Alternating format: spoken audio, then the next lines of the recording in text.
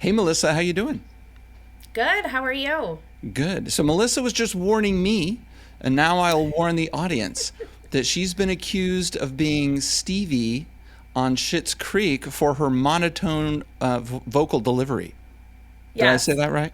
Yes. And I'm Okay, going to so work on it.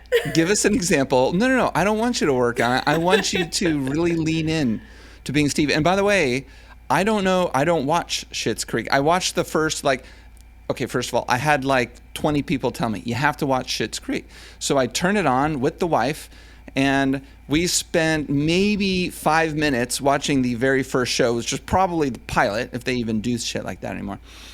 And we were like, wow, this is really dumb. And we turned it off, and we've never gone back. So we didn't even give it a chance. So I don't know who Stevie is. Yes. And I will say I started Schitt's Creek probably 5 different times. And 4 times I made it through one episode. So you have to push through. There's just too many options out I there know. these days. Yeah. Like when I was a kid, you're too young, but when I was a kid, there were like 5 channels. And Yes. so, yeah. And so if there was a show, you watched it because, it's 7:30 p.m. and there was 5 shows and 4 of them were horrible and one was less horrible, and you just watched it. Now it's totally different. There's thousands. It's overwhelmed. And so if I'm out for good. Yeah. No, I hear you. And I miss that. I miss the Friday night at 6 p.m. you sat in front of the TV because you didn't want to miss TGIF. Totally. I get that. It's almost like kind of the old version of going to a movie now. Like a Yeah. movie starts at 8 o'clock, so you have to be there 8 o'clock. Right. Yeah. Okay. So Stevie talks monotone, and so you're going to do that for us for the next Yep. hour. I will. I And promise. yes, I promise. Okay. So we're going to get a little bit of that. You, Melissa, are a Syracuse, New York hairdresser, educator, and coach of beauty professionals, and you're on the BTC team. That's who you are. But tell Yes. us, where are you from originally, and how did you get into hair? So I am from Syracuse, New York, originally. So I live probably about 5 minutes away from where I grew up. And my path into hair was something I never thought I would do. So originally I went to college for marketing. I actually first went to college for fashion merchandising. My dream was to own a boutique in New York City. So I went to college about 45 minutes outside of the city and realized that I did not want to live in New York City. So that led me to switch my major to marketing. And when I Hold on, graduated pause, college. pause, Yep. curious. So you went to school outside of New York City, but how much time did you spend? You said outside of New York City, Yes. but how much time, like how did you go there a lot, like on the weekends and stuff?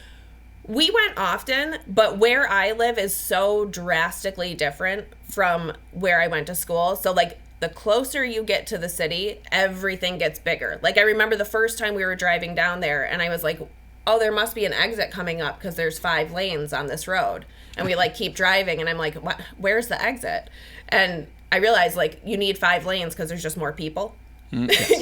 So Right. it was just it was so much busier there, and we would go in every couple months into the city, and I love visiting, but I find it to be very overwhelming. I like space, I like quiet. Sure. Gotcha. Okay, proceed.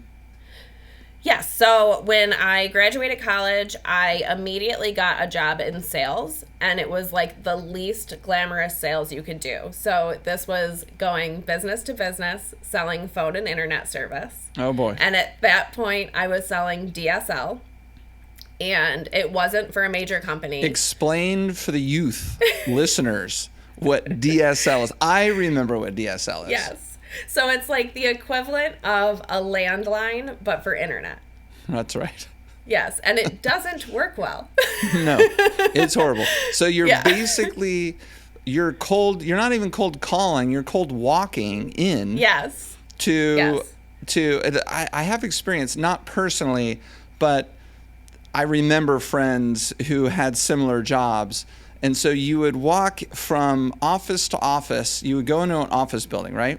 And you would be in Yep. a big office building for maybe a couple hours. and your goal was to just crush this office building, you would go office to office, walking in the office cold, and the people would look at you when you walked in like, who the hell are you? Why are you here? Please get the beep out of my face. Yeah. Right? And your job was to close them on a shitty internet service. Exactly. And I felt so bad about it, right? Because you get excited when you sell something, but at the same time, I'm like, ooh, you are going to hate this. You know, like... Thank God I don't need to deal with the aftermath of you buying this service. Exactly. Yes. Yeah. So, I mean, that was the worst job you could have, but it taught me so much and, you know, forced me to have a thicker skin, forced me to have confidence, you know, speaking to people and approaching people. So there were benefits, but I graduated college in 2008. So that was a really tough time to enter the job market. So for people who are listening that are really young, in 2008, that was the start of a pretty bad recession. It was our last recession that we had. So the company that I worked for, they started doing layoffs and eventually closed, and I was a part of that. So a year after graduating college, I got laid off from a job that I hated in the middle of a recession. So I was just like sitting in my apartment by myself collecting unemployment. And fun. I knew, it was a lot of fun. I knew I didn't want to go back to what I was doing. So my mom said to me, I really think that you should do hair. And I said to her, I am not going to be a hairdresser. Like, I had never even considered that. It's not like I did friends' hair for prom. Yeah, you have a So question. why would she suggest it? What made her think that? I mean, you have beautiful hair, and you probably did then. But other than that, what made her think that you should be a hairdresser? So her and I went to the same hairstylist, and I think she just kind of saw the way that she worked and kind of the life that she had created and her interacting with people. And she knew I had been, you know, into fashion, into beauty, and had just not done anybody's hair. But I think mostly the fact that I could be independent. So I've always had like that entrepreneurial spirit. And then the fact that I could be standing, moving, talking to people. She just thought it would be a good fit for me. And I thought she was crazy, but at the same time, I'm like, well, I need to do something. So I went to school for hair, and like within 2 weeks was completely in love. Wow. Yeah. That's amazing. You had never considered it, yet within 2 Never. weeks, you were totally in love with it. Interesting. What does that tell you? I mean, that I meant to do this, but also that this is my personality. Like, if I like something, like, I become obsessed, you know? So, like, if I like a song, I'm going to listen to it 400 times a day until I hate it, you know, like that type of thing. So, you know, I dove into it and was just like, oh my God, I love this. I'm going to become a salon owner, like hair, everything hair. Cool. So, yeah. So I think so many people kind of fall into this similar issue where they think that they should do X, Y, and Z when they should really maybe be looking at A, B, and C, don't you think? Oh, yeah, for sure. Yeah. Okay. So you went to hair school, and were you good at it? I mean, you liked it, obviously, but were you good at it? I mean, I think I was good at it. I liked to do certain types of hair, and I knew that I didn't want to just take in anybody who was coming in, right? So, like, for a little while, you're doing book work, and then you move on to the floor, and you're doing, like, clinic work. So I would book everybody that was in school. I would book them to have their hair done. So, like, I built a full book in hair school because I didn't want to be getting, like, the random perm that walked in. That's a good idea. So I started doing, lots of highlights, lots of haircuts. So I got a ton of practice because I was so scared of doing anything else. That's a great idea. And then your clients, air quotes, who were actually the beauty school students who were your friends probably by that point, they also maybe didn't have as high expectations as somebody going to the beauty school to get their hair done. Yes. I mean, hopefully nobody had high expectations walking in there, but Hopefully not, but I keep hearing these horror stories of people, because they're paying, and of course, yes, they're paying less than they would pay in a normal salon, but they're still paying, and they really want to look good, when they leave. Whereas a hair school student probably knows exactly the shoes that, or they not probably, but they know exactly the shoes that you're standing in. Yeah, and they're much more willing to experiment, True. Yeah, that's a great point. That's a great Yeah. point. And maybe experiment with your mistakes. Yes. Well, and luckily too, it gave me the opportunity, in that way to do their hair, and I see them the next day and the day after, right? So I'm seeing how the work holds up. Wow, another great point. I love that. Yeah. Yeah, you see how it holds up, and you see how it changes, and you see how they style it themselves. Mm-hmm. Yeah. Okay, so pretty awesome. So then you graduate, and then what? Yeah, so while I was in school, every single day after school, I would go and shadow the girl who did my hair. And that's something I think that's really important for people to understand is like the amount of effort you put into something directly affects your result. Always. Amen, sister. Even in the age of, self-care and work-life balance, which I completely believe in, you will go farther the harder you work. So every day after school until she was done working, I would go shadow her. And honestly, in that experience, I learned a lot of what to do and what not to do. So then, I graduated in 2010. I think that was May of 2010, and immediately started looking for just available spaces for salons. And I signed my lease on my salon in June of 2010. Right out of the gate. So you never Yes. worked in a salon owned by somebody else? No, the only thing I did was, like under the table, kind of assisting the girl I was shadowing. Got it. Very interesting. Okay, so you went out, you found a space, and how big a space are we talking about? Is it just you in the studio or more? It was a 1,200 square foot salon. It had been a salon for I think like 25 years, and they were moving. So I moved in. It was just me. I didn't have anybody to work for me, and I also didn't have any clients. Oh my God! So it's you're like the wildcatter. You're yeah, like you should have seen the wildcatter. looks on my parents' face. Yeah, I can only imagine. All right, so that's wild. Okay. Yeah, so we did a renovation. It took about 3 months to renovate the space. So in that time, I had a 2-bedroom apartment, like in the city of Syracuse. So I started to build my clientele. I had just met my husband at that point, and he was a bar manager. So I would go to the salon and work all day on the renovation with my dad, and thank God for him. He did the entire renovation.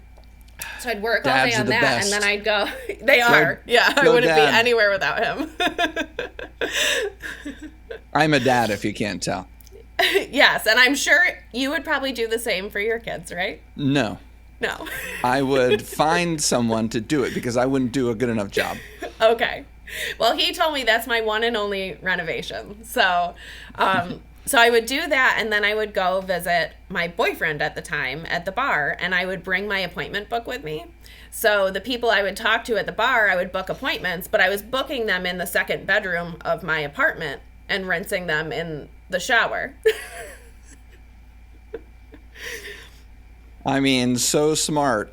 I mean, the number of hairdressers who built their books from a bar or some sort of social environment is very long. Yeah, absolutely. Very smart to date a guy who worked in a bar. Yeah, it was That's great. the moral And of the story. he was great. Yeah. He would book appointments for me too. I love it. That's awesome. Yeah. Okay. So you're booking clients, you're getting clients, and I imagine you're getting the clients that you want. These are the types of people who might be in that bar. Maybe not, but I assume that's why you did it. And that worked out well. So how long did it take you to start, breaking even at your salon? It took a long time, honestly. I mean, that was a big space. I I didn't know anything about the industry. It took me a while to find renters. So I started as a rental salon. But I was there. I think the biggest thing when you want to grow a clientele is to show up. And I was willing. Yeah. Yeah. Right? No, Sounds you're crazy. 100% correct. I mean, I laugh. I'm laughing because sometimes it's just the simplest things. And for the young listeners out there, sometimes they get a sense of overwhelm because how am I going to be successful in this industry, and it's so complicated, and I don't know anything.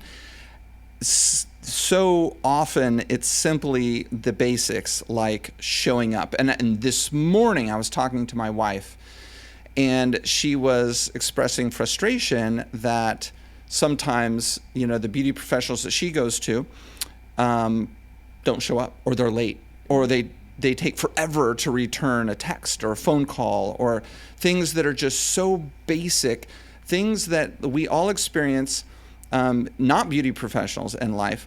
Things like, does this friend, do they actually respond, And the people who become good friends are the ones who actually respond, and the same with beauty professionals. It's so often the basics, isn't it? Yeah, it truly is. And it always will be, right? I think a lot of times now people look at social media and they think of it as an either or, right? So you either grow your clientele by word of mouth, or you grow your clientele through Instagram. And actually what it is that word of mouth always works, and Instagram makes your word of mouth work better.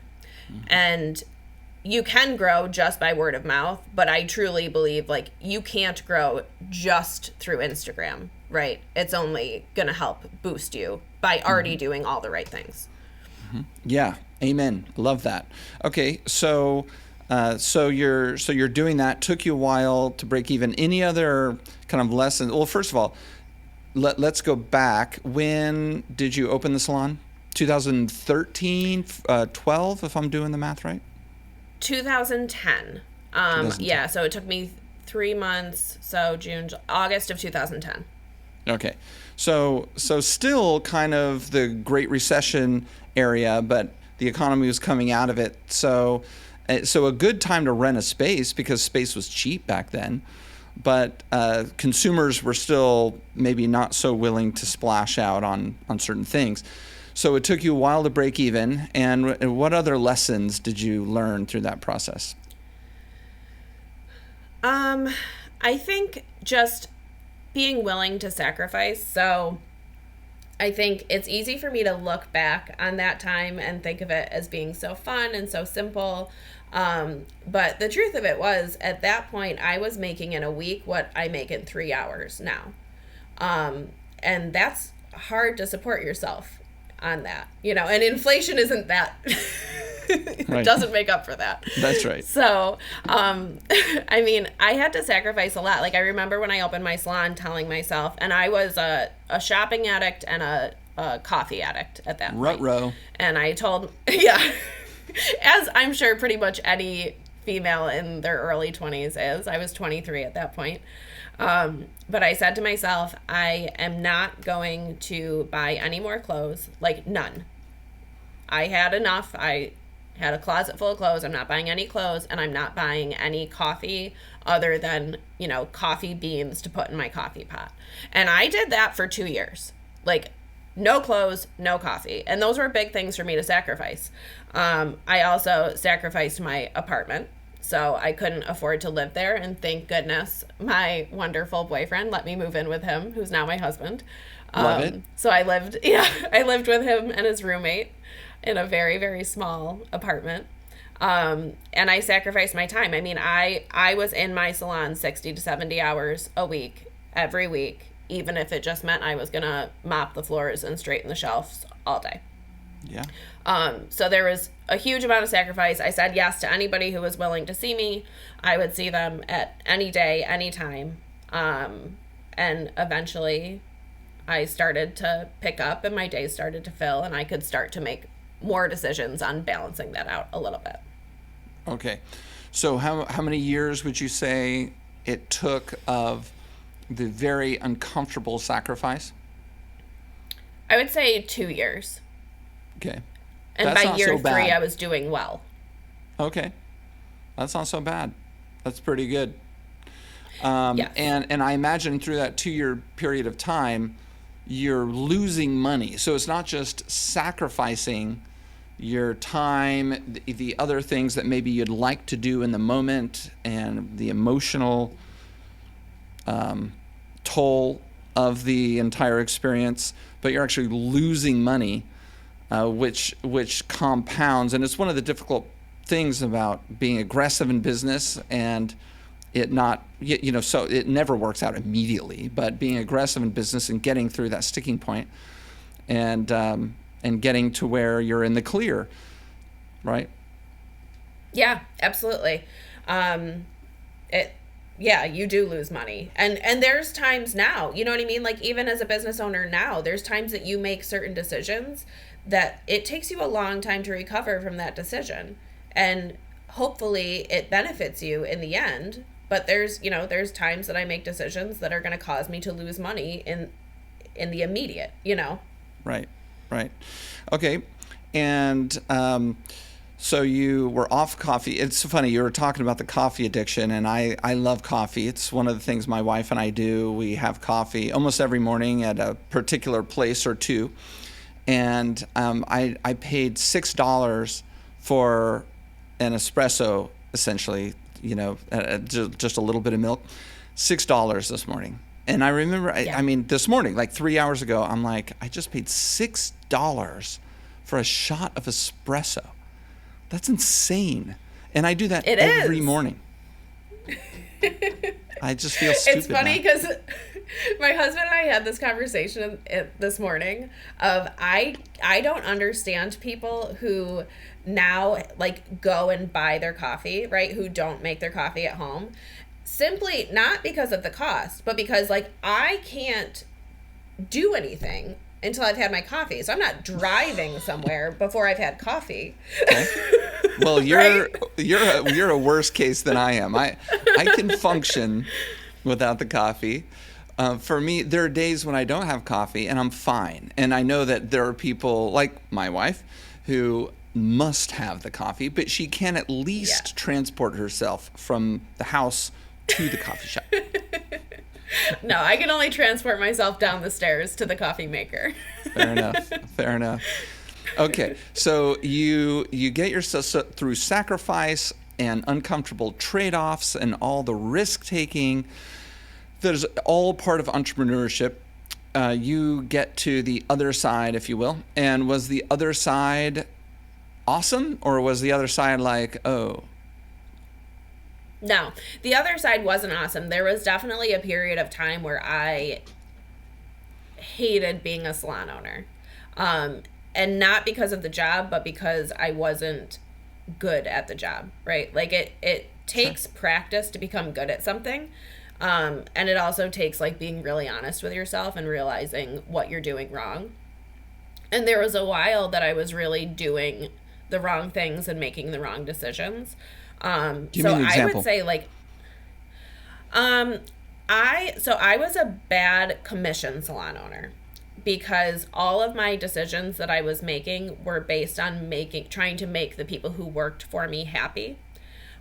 So I would make decisions purely on that and sacrifice the success of the business for that, and also sacrifice my own happiness. So if you have an unhappy person running a business and making decisions that aren't good for the business, nobody's happy. That's right. Give me an example. Um, I would let my stylist determine when they wanted to work all the time. I would, if they wanted to make more commission, I was like, okay, we'll figure out a way to give you a higher commission percentage.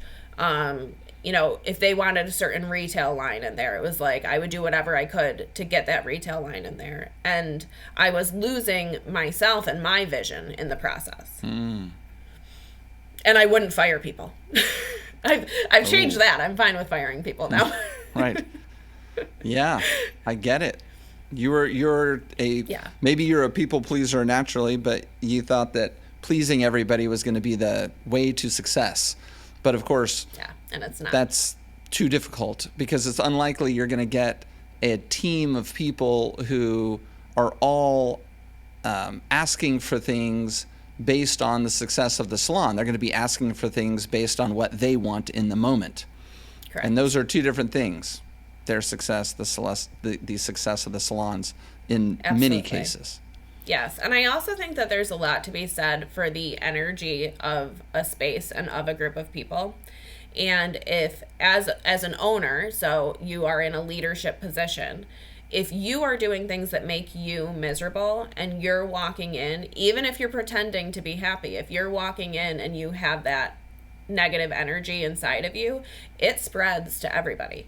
Sure. Right? So I need to make, like, one of my jobs as a leader in my business is to make sure that I'm doing okay. You know, like, if I'm feeling down, I need to get myself out of that and do whatever it takes, because that energy is going to affect everybody.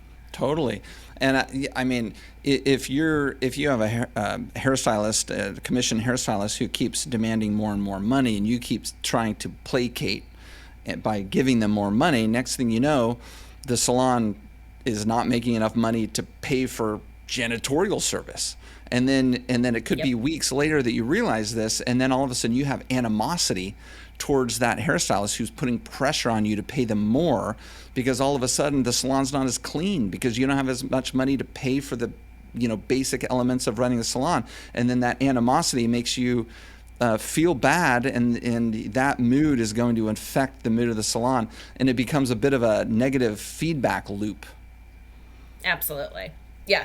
You hit and the then, nail of on the course, head. that hairstylist could simply leave, or other hairstylists could leave, leaving you with just the 3 bad apples or whatever. Exactly. Yes. Tough. And that happened. Difficult. Yeah. And I've heard this story before. Yeah. I mean, and I think anybody who's owned a salon for more than 10 years has most likely experienced a walkout or, something of the sort, right? Sure. It's just like a part of the business. But it was a big walkout that shook me enough to say, like, okay, you got to switch things up here.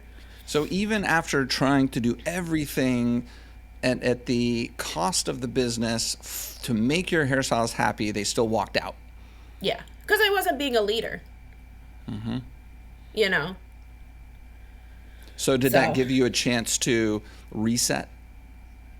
It did. Yeah, and it happened at an interesting time because, like, I truly think me getting on Instagram is one of the things that changed my business completely. And it just, because it opened me up to a whole new world of doing hair, right? And I started to really enjoy what I was doing. But I was just starting to, like, hit that threshold of success on Instagram.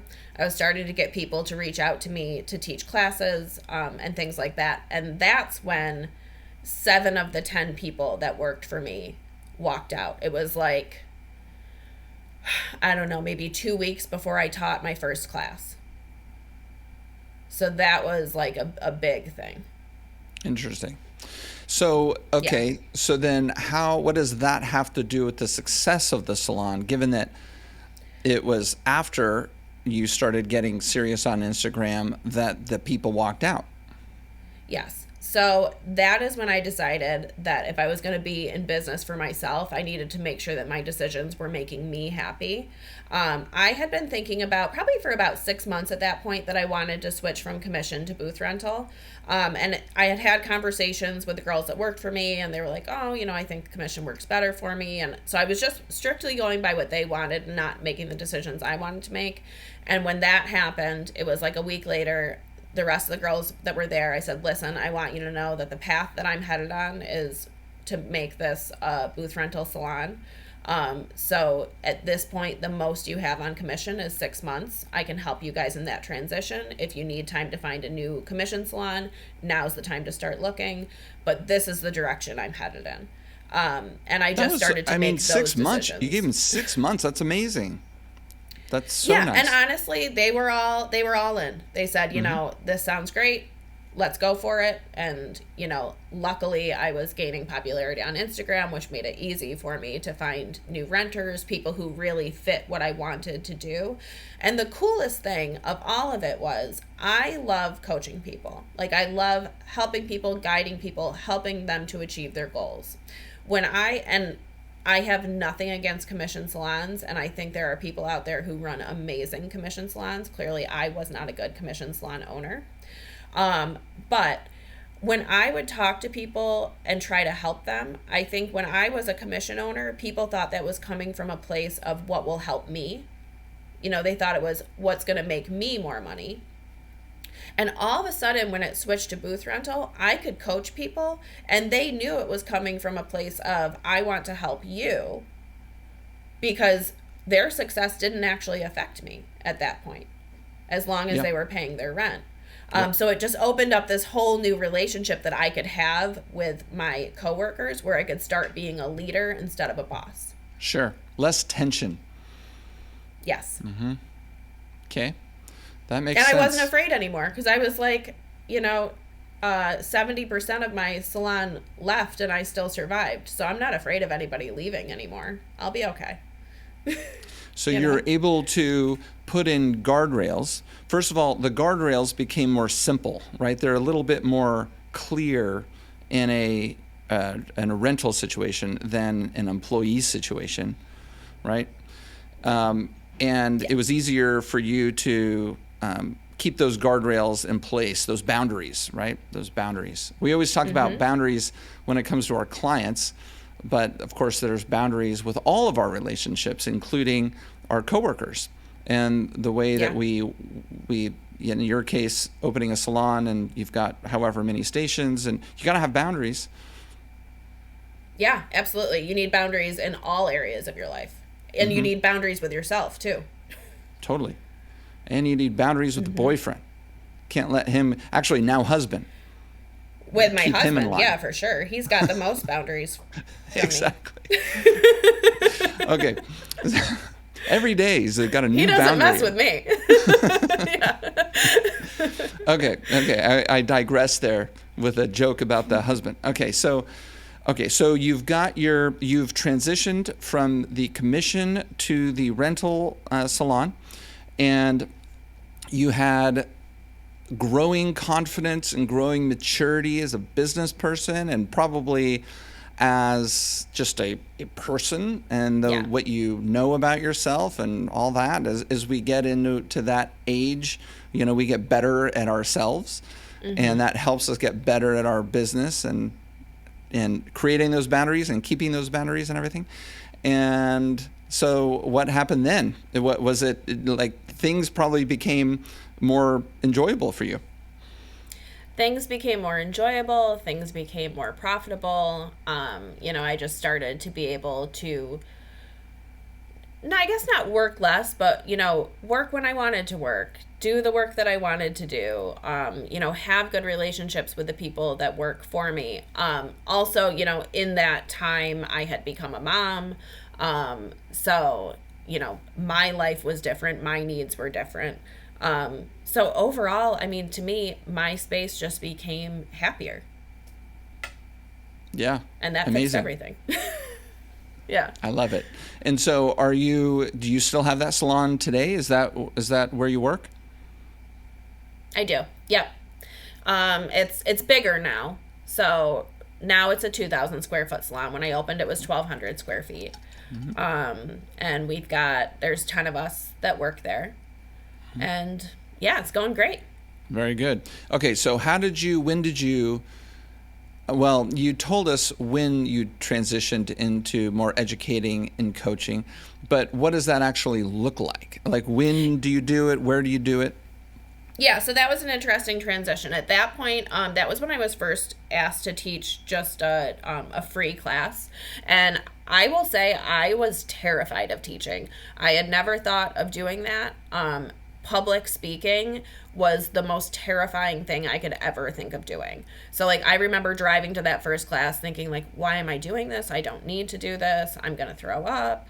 Just all of those things. Like clammy palms and the whole deal? Oh, everything. Like, I think, I had like a black jumpsuit on. Thank goodness I was wearing black, because I'm pretty sure it was just like, damp. Yeah. That still happens I to was me. nervous. Yeah. Yeah. But that teaching engagement is actually when I met my coach too. Ah. We happened to be put like in the same corner to teach like opposite each other. And so I got to meet her, and she kind of started to guide me on my way to becoming an educator and transitioning to a booth rental salon. So anyway, what happened with me with teaching was, the reason I say this is it wasn't my goal to teach. And I had actually decided at that point in my life that I was going to start kind of following what people were asking of me, right? So I wasn't going to teach a class unless people were asking me to teach a class. So I just started to listen to, what was guiding me where, and I was just getting all of these DMs and all of these messages from people of, how can I take your class? Will you teach at my salon? And I just started to say yes and force myself to do it. And that was in January of 2020. So The fateful spring of 2020. Bum, bum, yeah, bum. not the best time to start doing live events. No. Bad time. So I was able to get through, I think, 2 classes, and then the whole world shut down. Yeah. Yeah. Yeah, let's see. I'm looking at you as you say that. I'm looking over at my clips. Do I have anything that would be COVID appropriate? A clip, like some sort of horror sound. I don't. It's all laughing. I have a drum roll. I have a drum joke. Let's see. Hold on. What does that sound like? Yeah, that's not appropriate. I have cheering and I have clapping, none of which is appropriate for January of 2020. No. Okay, so that happened. And then we kind of went into that period, and we don't need to go into that period. No. The listeners have We all know endured what happened. enough Yes. of that. So But it did give us time to get on Instagram. it gave you time to do all those things that Yeah. you wanted to do that you never did. And yes, so do your Instagram kind of transition into more of an educator, all that kind of stuff.